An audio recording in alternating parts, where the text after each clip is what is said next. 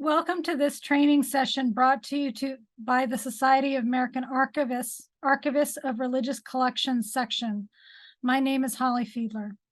I will start with our land acknowledgement. We acknowledge that we live and work on the traditional lands of many Indigenous nations.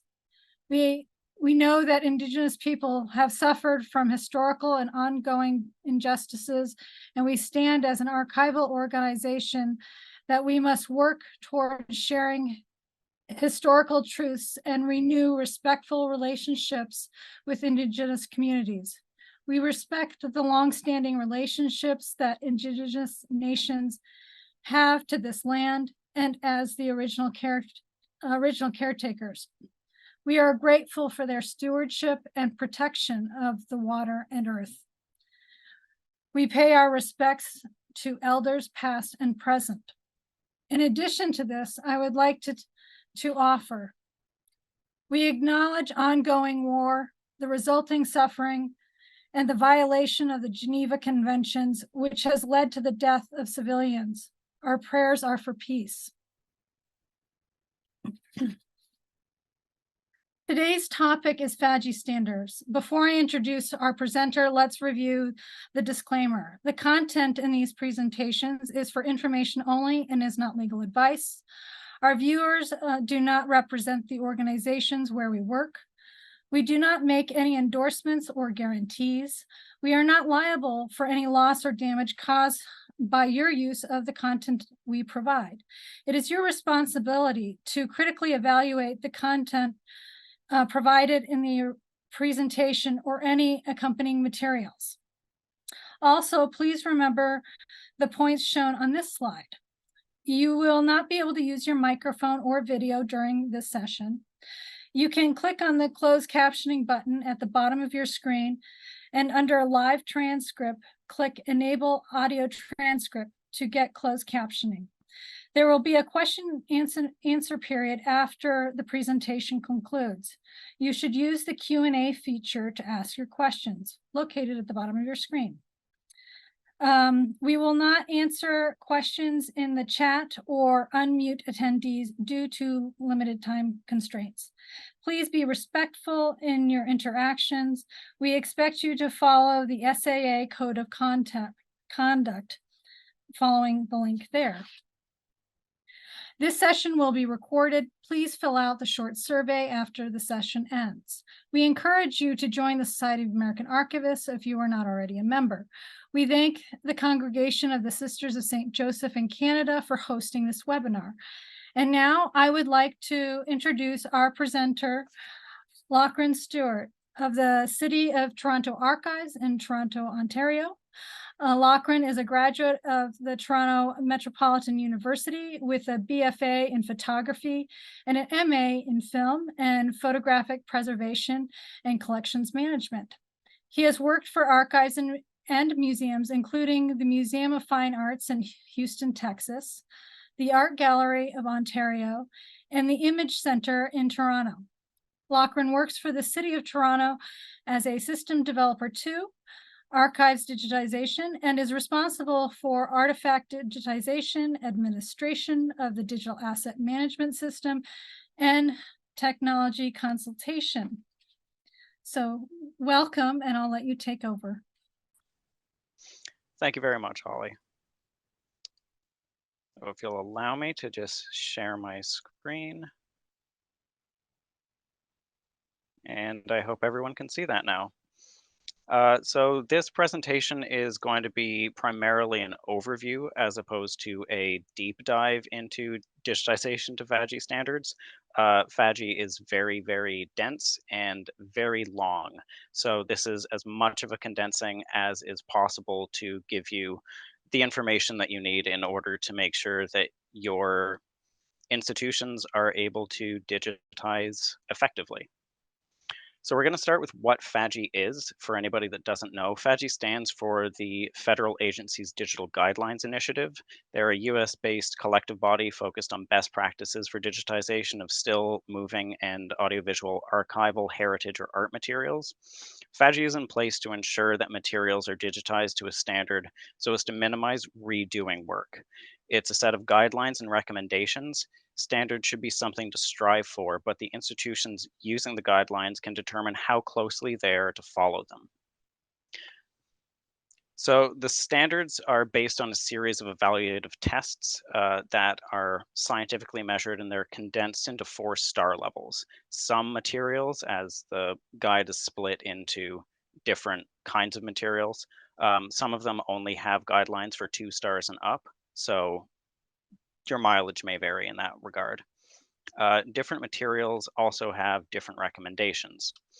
It's true that very few institutions can achieve a 4-star rating. We all try to do the best we can, but we need to consider time, money, and personnel that we have at our disposal and work to achieve the highest quality files that we can, given these limits.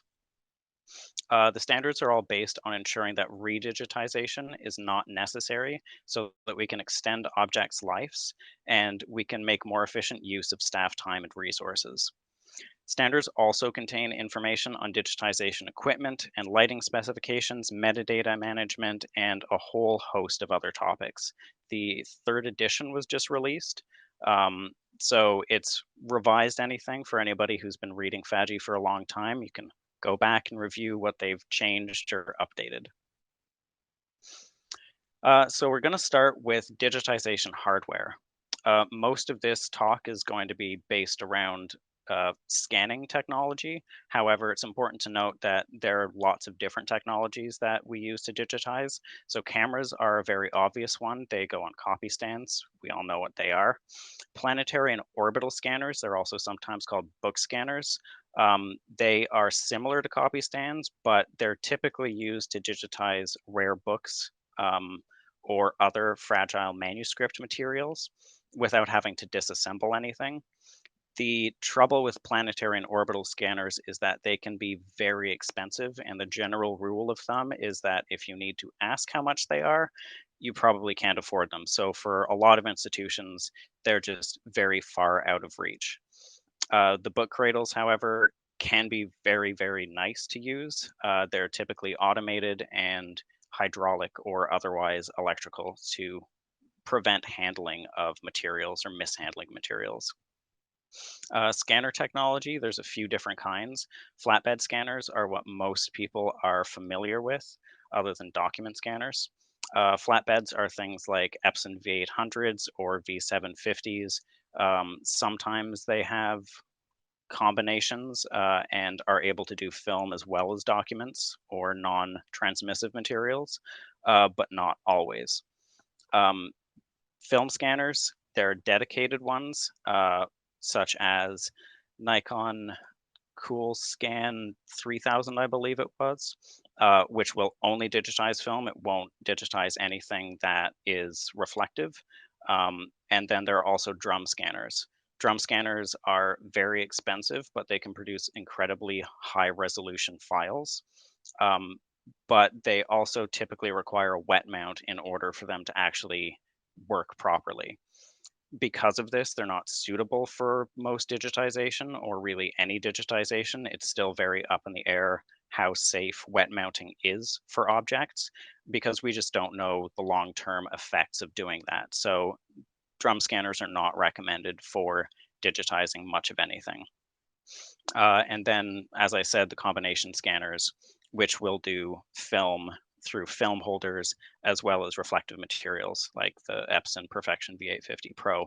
And then finally, there are large format or wide format scanners, and these can go all the way up to 60 inches plus. Typically, you feed a document through them, either face up or face down, depending on the orientation of the scanning plane, and it will scan the item as it goes. These can be useful for oversized materials. However, they also run the risk of adding damage because the document is actively being fed through the scanner, which can lead to tears, crinkles, or anything else that can possibly go wrong. The vacuum and speed of the rollers can also be problematic. And in my experience with them personally, I've noticed a lot of artifacting appear in the digital files. So, generally speaking, I would use them as a last resort and would much prefer digitizing on a copy stand or a scanner before that. Digitization and post-processing software. So the actual hardware that we use is only part of it, of course. We try to do and capture as much as possible in that digitization. And for scanning software, there's usually manufacturer included software, which is something like Epson Scan. So that comes bundled with the scanner that you would buy. Usually it's relatively rudimentary. It doesn't have a huge amount of control, and that's where third-party applications such as Silverfast and ViewScan come in. They are much more robust and dedicated to more professional workflows. Um, they also typically have ICC profiles available to them so that when scanning film, you can remove color casts more easily. They also allow for calibration more easily and have dedicated modules to that. However, they do require additional purchases. So sometimes those are subscription based, and sometimes they are one-time fee or licenses as such. For editing and retouching, again, there's the usual Adobe Suite and Photoshop, which is now subscription based. Um, but there's also alternatives such as Affinity Photo, which doesn't have a subscription and only has a single purchase. So for an institution that is not able to afford something like a full Adobe suite, but still needs to be able to edit photos in a good manner, applications like Affinity Photo are available. There's also completely free alternatives such as GIMP.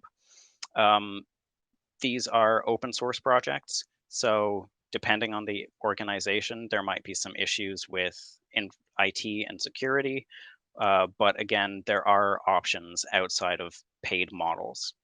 It's the same case for file organization, which is also very important as we're digitizing things and making sure that we have the right metadata and that things are actually going where they need to go.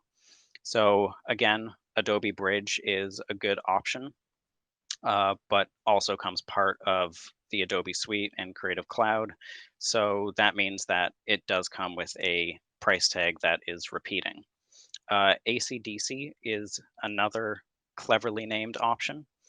It's also a single purchase. There are a few different options for file organization.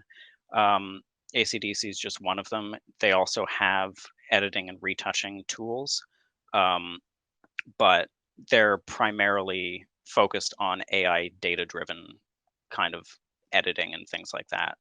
So they're just one option. And then at the most basic, we have programs like Explorer and Finder, which are free because they come with the operating system that you're probably using.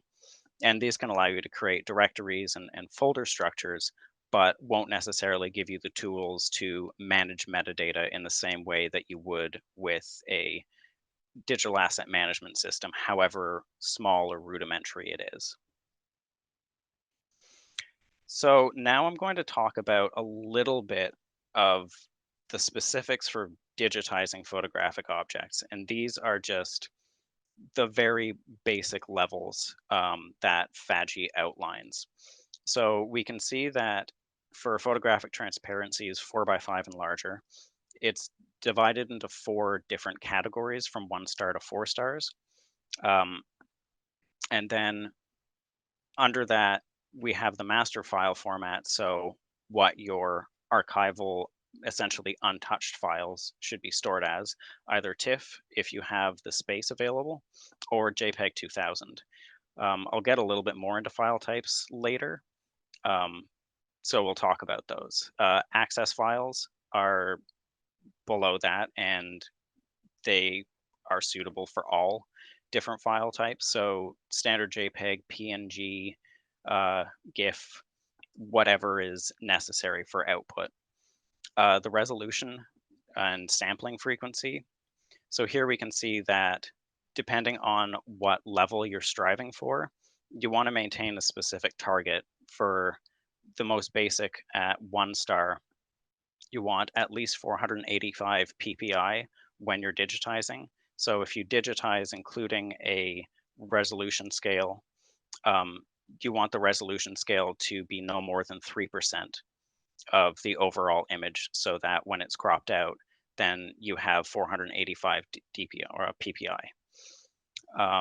Bit depth for lower tiers should be 8-bit, and then in higher tiers should be 16-bit. And then color space is quite large. You can pick and choose from gray gamma 2.2 for grayscale images, sRGB, Adobe RGB 1998, ProPhoto, or ECI RGB v2. And then color mode should be grayscale or color as appropriate. Now, there are a lot more specifics that are below this, which get into really the weeds. But for most people, this is going to be what you want to focus on in terms of trying to achieve whatever level of FADGI standards is possible for you and your institutions. So file formats. This is how we define the files that we are digitizing. So the master file or archival file is essentially the least processed file after the raw capture.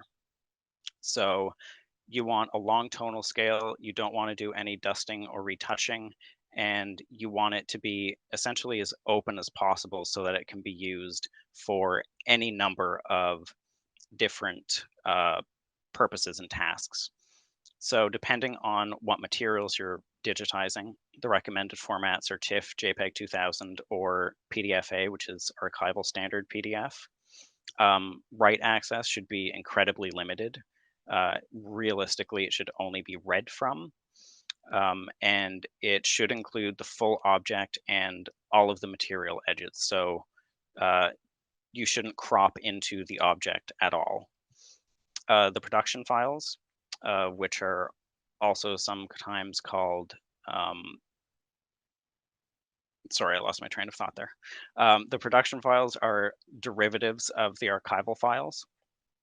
They're created with edits and retouching, which is determined based on the intended use. So whether it's publication or web use or something else.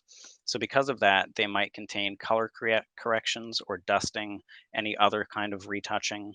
They may be cropped in further and in order to highlight certain things. Recommended formats again are TIFF, JPEG 2000, and PDFA. And they should also have limited write access because they are used for production in bulk. The access copies, finally, they're usually much lower resolution and are derivatives of the archival files.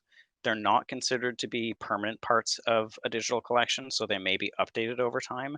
If archival files are redigitized, then access copies should also be redigitized or re-exported so that they are as faithful as possible to that original file.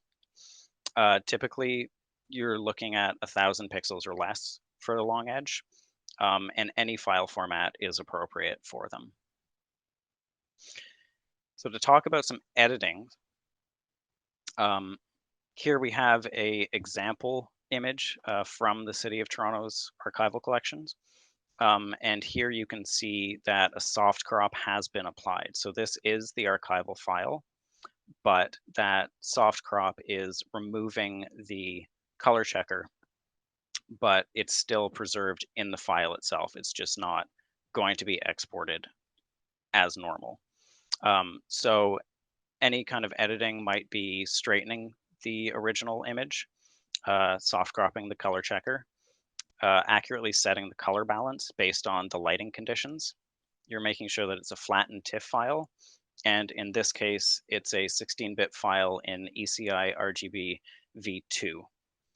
The production file would have retouching dust and scratches, any sharpening that's necessary.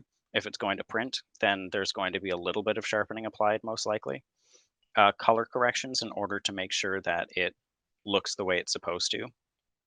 The file is sent to the printer as a flattened TIFF, whereas the working copy is going to be a layered TIFF in case there are any adjustments or changes that need to be made after the initial print is made. And then the file is going to be in 16-bit in ECI RGB v2 color space or whatever color space the printer is most comfortable handling. The access copy of this file would be 1000 pixels long edge, 8-bit in sRGB, and it would be saved out as a JPEG. And all of that is really just to make it as small as possible so that it can be handled efficiently by whatever systems you're using to review these files. With file naming, all files should have unique names. Naming convention doesn't need to necessarily follow object names, but doing so can really be helpful. Suffixes should also be used to differentiate file types. So like with that last image, if it was going to be kept as a print version, then it would have the suffix _PR to indicate that it is for print and so that it can be sorted out. Spaces should always be avoided to preserve file systems. Underscores and dashes can be used in place. It's not as much of a problem anymore, but historically it was a big problem with moving between file systems of Mac OS X and Linux, where spaces could cause corruption in data or errors appearing. So it's just better to be safe than sorry. And then directories should always be used to separate and organize files so that your entire digital collection isn't existing in a single folder, and so that it's spread and easily searchable and refinable that way. For a naming convention example, we have the same image again. So the City of Toronto follows the rules for archival description. So we name all of our files based on F with 4 numbers, SE with 4 numbers, SS with 4 numbers if applicable, FL if applicable with 4 numbers, and then IT with 4 numbers. So that's file, series, subseries, file, and item. And this photograph in particular is file 16, series 836, subseries 4, file 6, item 1 with .tiff at the end. Not all photographs follow this. Some of them only have series and item numbers depending on how those parts of the collection are organized, or file and item numbers, or well, more likely file and item numbers. So there is some flexibility, but overall, everything follows a standard set based on what its archival citation actually is. So calibration now. All equipment should be calibrated regularly. What that means in your institution is going to vary a little bit and also vary depending on the equipment that's in use, but ideally it should be calibrated at least monthly. Images that are photographed or scanned should include an up-to-date color target in all frames. As I say, this can be soft cropped out, but it should never be hard crop. And to let you know what soft cropping and hard cropping is, a soft crop is the information is preserved in the XMP metadata, specifically in the CRS section, if anybody really wants to get into it. A hard crop, however, also called a real crop, has no crop information stored in metadata, and it's a what you see is what you get situation. Soft cropping is usually best applied in something like Camera Raw, where it does save into the metadata. When a soft crop, quote unquote, is applied in Photoshop, it's not actually soft cropping it. If you look at the layers, it will unlock the layers, and when it's saved out, the file size overall will increase. So it's not a true soft crop, and it's also much more space inefficient. That has nothing to do with calibration, but it's something important to keep in mind. Monitors should also be calibrated at least monthly if you're a bit lazy, ideally weekly or daily. If any long stretch of time has gone by between the monitors not being used, they should definitely be recalibrated. The lighting and editing areas as well as capture areas should be controlled, and photography should happen with no ambient light. It's going to have a sip of water.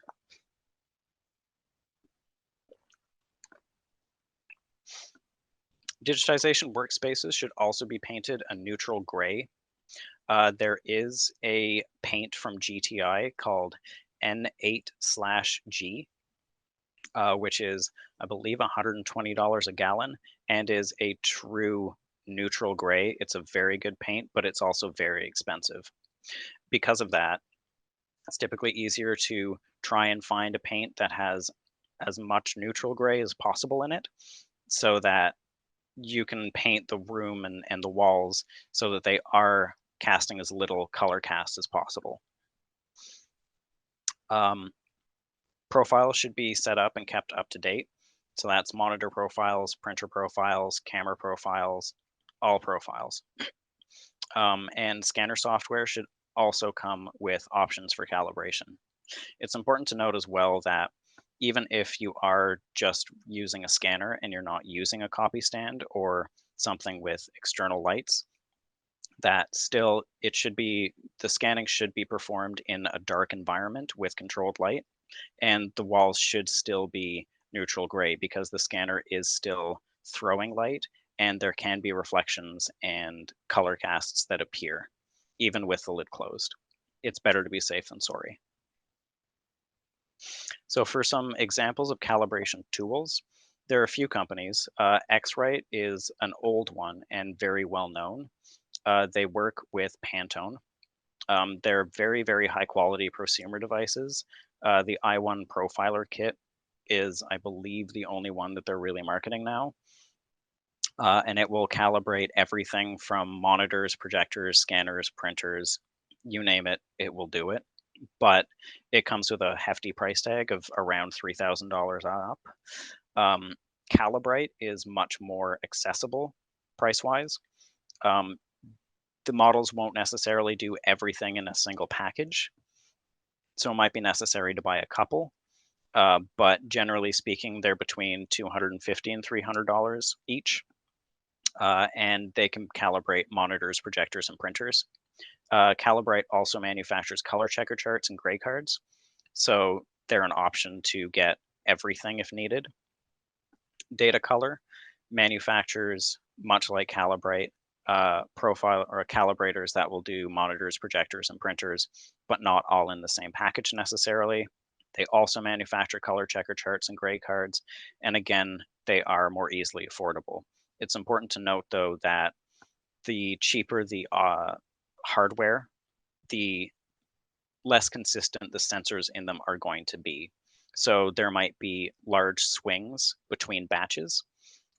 So true color accuracy is not necessarily possible. That said, true color accuracy isn't necessarily possible unless you're spending many, many thousands of dollars.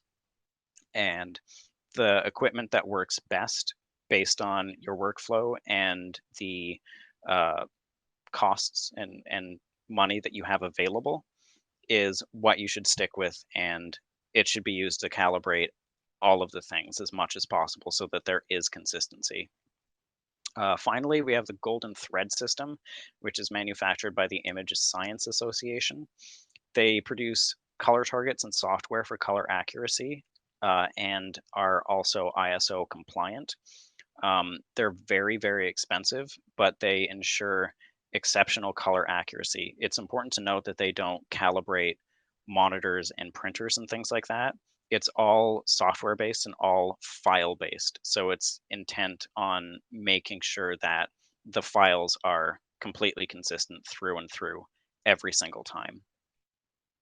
I believe that their units just for the color checkers are around $3,200 Canadian, which is something like 2,800 American. So they cost a lot, but they're exceptional. So metadata. Metadata is something that we really like to have embedded in our files, but there isn't really any one size fits all that's either encouraged by FADGI or just going to work for every institution. So what works at the City of Toronto won't necessarily work for the Royal Ontario Museum based on our collections and the kinds of work that we actually do with the digital files. Generally speaking, though, aspects that are a good idea to include are things like scan operator, so that you can make sure that I have been consistent in the files that I've been creating. Digitization date can be very useful. So if there is an issue that shows up, if a camera goes bad or something like that, and a number of files are output wrong, then the digitization date can be used to make sure that nothing within a greater range is going to be affected by any shortfalls. Original object size can be very useful for doing things like reproduction. Um, of course, you can figure out the object size properly by using the PPI references and by having a scale within the files. But just having original object size can make one-to-one reproductions so much faster. Archival citation, so that would be, in our case, the font series, file, subseries, all of that. Having that not just in the file name, but also in the metadata can be useful. Image date, this is going to be image date recorded by camera is one thing, but also image date for when the object was shot can be useful, just because it gives you extra search terms to use if you're just searching through digital assets, as opposed to a database like MIMSI or something like that. And then copyright status can be very useful for any public requests or things like that, so that you can make sure that if an image needs to be pulled for social media, that the copyright is public domain or it's cleared with the copyright holder or something like that, so that it can just shorten work times. Metadata is best stored embedded in the files. Sometimes, though, sidecars are going to be necessary. A sidecar is the XMP that comes alongside that has the exact same file name as the file. This is most common with motion picture files, so it shouldn't be something that we run into very much. But if you have MPEG-2 or MPEG-4 or AVI in your collection, then it's going to come with sidecars if you try to add in metadata, whereas TIFF can support it. Custom metadata sets, this is also important, can present compatibility issues with exporting files to different software or when migrating databases. So if you have your scan operator occupies a certain place in, for example, Dublin core, and then that place is mapped as such, that mapping isn't necessarily going to carry over if you export that metadata or that file, or if you migrate it into something entirely different. So that can add a little bit of a headache to a lot of a headache, depending on how in-depth the metadata structures and mapping is, but it's something to consider for sure. Finally, some of the key takeaways. Making an internal set of guidelines for your institution based on FADGI standards is really, really useful and very important.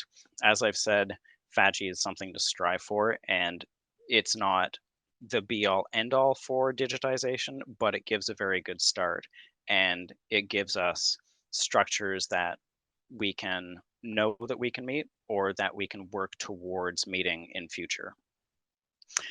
Also important to note that higher quality files will always necessitate more storage space, which can be very expensive. So throughout all of this, with reviewing FADGI guidelines and with making internal guidelines for your institutions, it's important to balance the cost and the performance to make sure that we're achieving the best for everybody, including ourselves.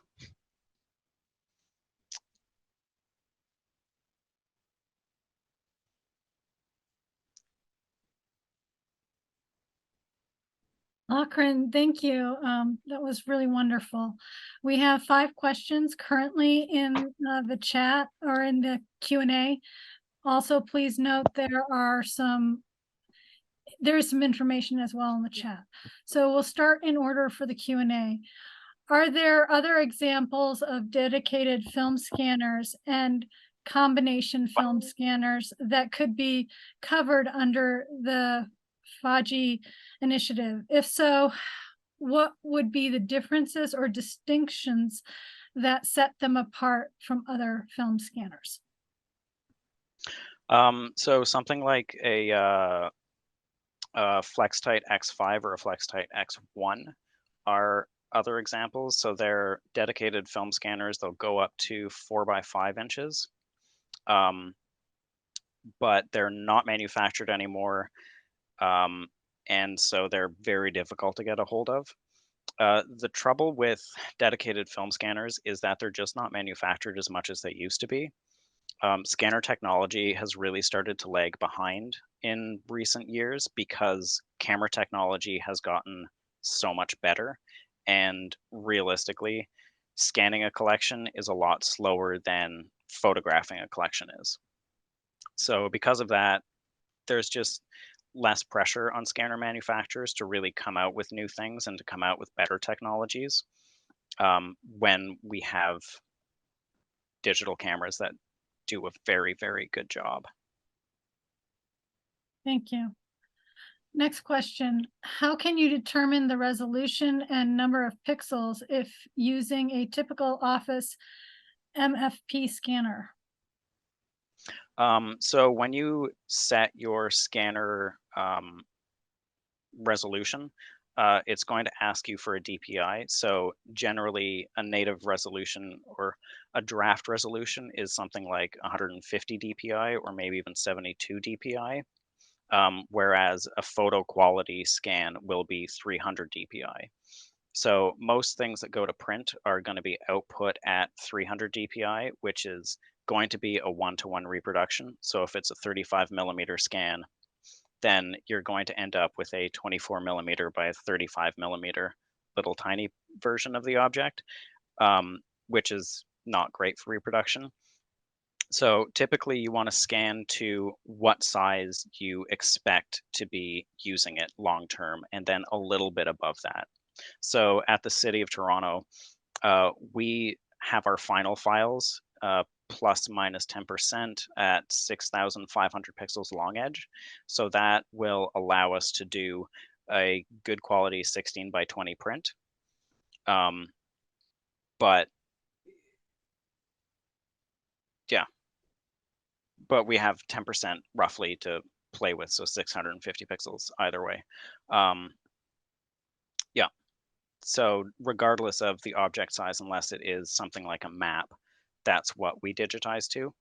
But again, it's all based on what size you expect your institution to be outputting the files if you're using them for promotional purposes or something like that. If it's a file or an object that is at risk of disintegration due to something like vinegar syndrome or because it's nitrate and it's very dangerous to have around, generally speaking, then you want to scan those and digitize those to the highest resolution possible, so that the object really never has to be touched again. It can go in a freezer somewhere or it can be sent offsite, and it doesn't need to be interacted with anymore. It doesn't pose personal risk or collections risk. I hope that helps. Yes, thank you. And are there other examples of dedicated film scanners and combination film scanners that could be covered under FADGI? If so, what are the differences or distinctions that set them apart from film scanners? Oh, sorry, we did that one, didn't we? I think so. Sorry, my screen keeps jumping. One moment. Okay, what about raw file formats from cameras such as NEF or CR2 files from images digitized using DSLR? Are they not recommended? Generally speaking, those raw formats are proprietary to Canon and Nikon. Hasselblad is the same way. They have the 3F format, or FFF. The trouble with those is that in the relatively unlikely event that these companies go under or something drastic happens and there's a big uptick, then that can mean a whole lot of lost data. There's an open source DNG, which is backed by Adobe, which stands for digital negative. So if keeping raw files is important, then I would suggest transitioning over to DNG. It still supports all of the same things that CR2 and NEF and FFF do. Well, not FFF because that's realistically a terrible format, but that's a different topic entirely. But yeah, DNG, if keeping that kind of raw flexibility is important. Otherwise, TIFF files can still be opened in Camera Raw, and they've been standard for a much longer than I've been around even. So we more or less trust them. Yeah. Is it possible to go beyond acceptable limits when editing images? Does FADGI allow it? I think it's possible. I think it really depends on how ham-fisted people get with editing. So at the archives, we digitize, we do the very basic color balancing to make sure that it looks fine and make sure that the object is not skewed. And then that becomes the master file. Anytime something needs to go to print or something like that, that's when we make a surrogate, and that's when we do any and all retouching that actually needs to happen. Keeping the amount of work that's done on the file to the bare minimum is really important so that you don't risk creating a false image of the image. Do you have any recommendations for FADGI guidelines when digitizing textual resources? Yes, the full FADGI document, V3, has information on digitizing newspapers. It has periodicals. It has basically anything that can be scanned or photographed. So those are going to be answered within the document as opposed to here, and it'll look much like the slide I showed with the 4-star ratings. What do you recommend for storage of large TIFF files? External hard drives? Ooh, this gets to be a big question because there's a lot that can go wrong with data. When you're storing terabytes of files, something can happen called bit rot, which just causes bits to flip, and then suddenly the file isn't the original file. So servers are generally recommended, and especially ones that can run checksums on files to make sure that they are in their integrity is preserved, essentially. Trouble is running servers can be expensive, and not every institution can afford it. So yes, external hard drives are relatively suitable, but backup solutions should always be in place. The standard is a 1-2-3, which is one backup on 2 mediums in 3 locations. But again, you run into a cost issue with that.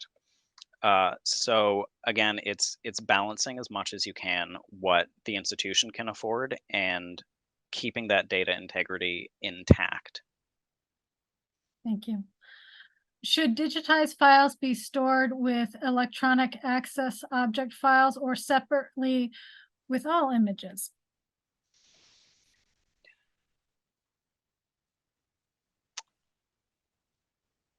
I'm not sure I fully understand that question. Do you keep your distributed images after use, or do you only keep archival files in one location? We primarily only keep the archival ones unless it's been in an exhibition, in which case it gets the _PR designator and goes into a separate silo. The city of Toronto has a DAMS. We're lucky in that way. So we're able to store our masters in a certain place and not need to worry about it. And then any print files get stored elsewhere. This could be a good potential solution for using external hard drives, because that way it's unlikely that the files will be needed immediately, but they are still accessible to an extent, although the archival files are the ones that can be relied on because they're somewhere else. They're in a dedicated environment. There's no risk of mixing the print and master files up. Yeah. What would you recommend using to digitize very fragile panoramic photographs that are 34 inches long by 9 inches high? Ideally, I would use a copy stand. Whether it's a horizontal copy stand where it can be laid flat, or one that sits up against a wall if it's framed on a plate shelf almost, um, and then lit like that. If that isn't available, if it's possible to digitize it in pieces, then it can be digitized like that. All of those files, however, should be kept as um, archival master files, and then a stitched together version should be created for an access copy or a production copy, because that way you have all of the individual stitches, and if the stitching technology gets better over time, then a new stitched version can be created. So depending on, yeah, I wouldn't want to run something fragile through uh, a wide format scanner or any kind of document scanner, something that can do infinite length by a set amount of width. I've run blueprints through scanners like that, and it hasn't been happy. So don't do as I say, not as I do. File naming. Would you recommend assigning different names to archival file, production file, and access file for the same object?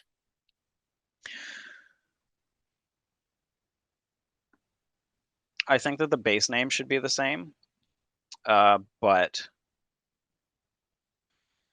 see, it depends on if all of the files are being stored in the same kind of repository together.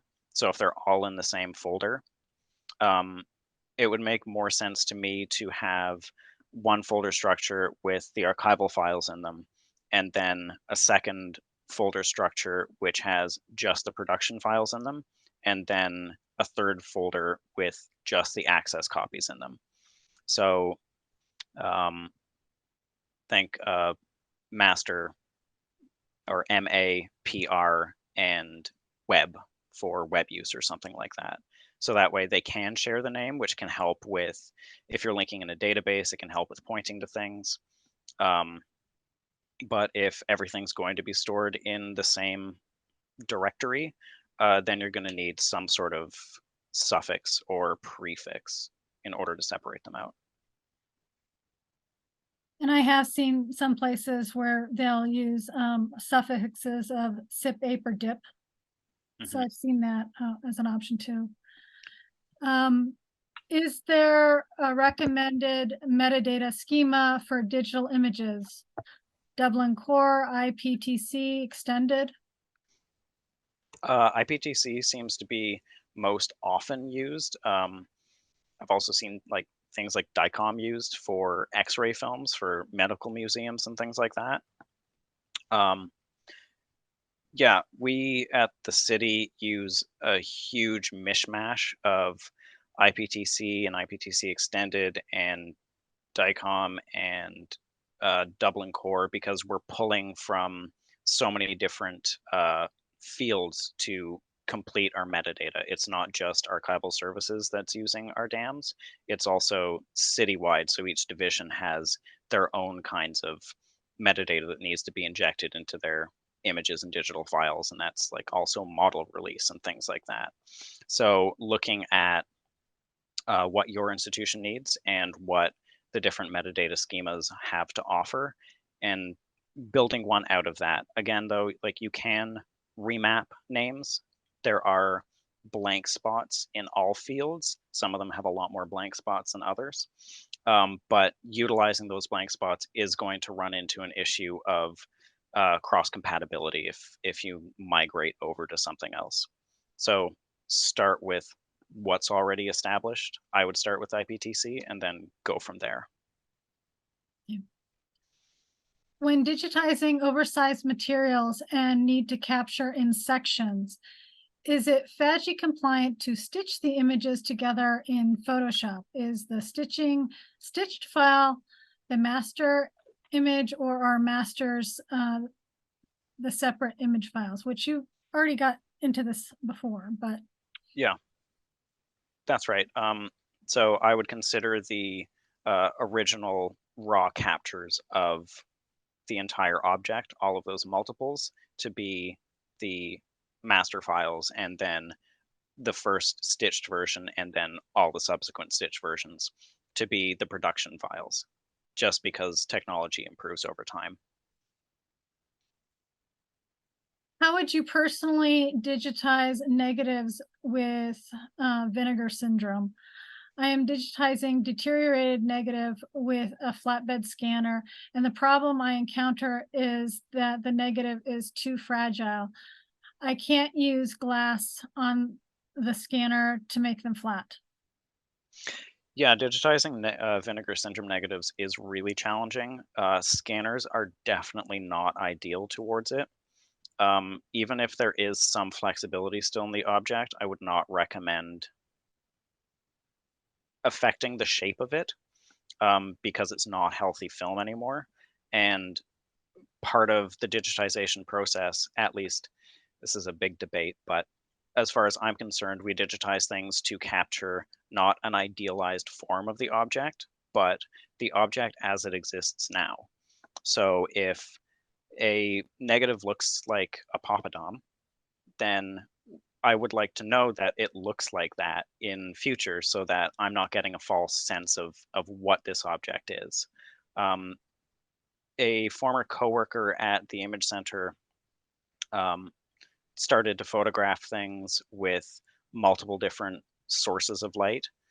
So photographing the same object under raking light as well as diffused light and direct light, so that all of the different variations of the image could be captured, which picked up silver mirroring. It picked up any variations in texture if a negative had been painted over or retouched by the artists themselves. It captured all of that. So it's very lofty to do things like that because it takes so much time and it takes so much additional space and so much more organizational work. But for your case with using a flatbed scanner, um, honestly, I would scan it without trying to flatten it, lift the scanner's lid as high as possible so that it's not contacting the object, and then scanning it that way. It's not going to be sharp. It's going to get a lot of fuzzy depth in there because scanners aren't very good at focusing like that. But it's going to give you a more truthful view of the object, and then, if possible, photographing it later. Thankfully, when negatives have started to go like that with vinegar syndrome, they're not as contagious to other materials. Um, so they're fragile, but in theory, they can be rehandled so long as it's very gentle.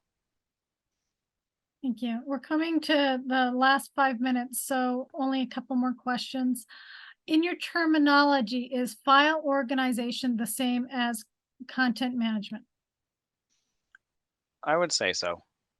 Okay.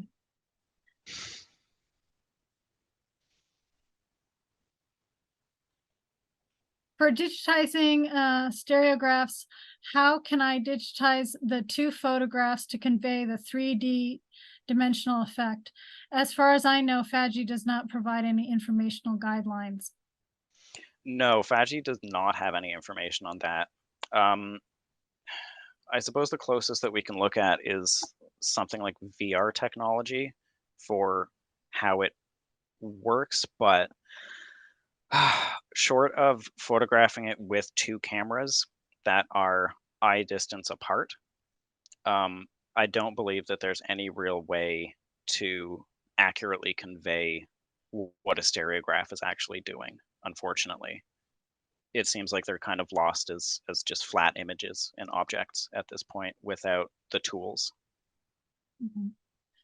Is the city of Toronto using FMMP or other tools for moving images?